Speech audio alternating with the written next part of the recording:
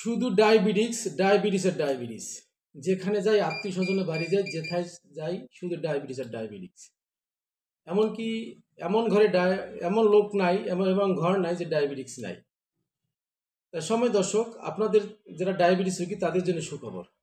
আমরা ডায়াবেটিসের বিভিন্ন ইনসুলিন গ্রহণ করি, তারপর বিভিন্ন বাজারে এলোপাতি ঔষধ খাই, যা খেলে আমার সাময়িক উপকারে রেখে কিন্তু পরবর্তীতে মারাত্মক ক্ষতির দিকে সম্মুখীন হয়। এমন সময় আসবে যে ইনসুলিনও কাজ হবে না। তাই সময় দর্শক, ঘরোয়াভাবে, ঘরোয়া পদ্ধতিতে আপনি ঘরে বসে আপনি ডায়াবেটিস থেকে মুক্তি পেতে পারেন।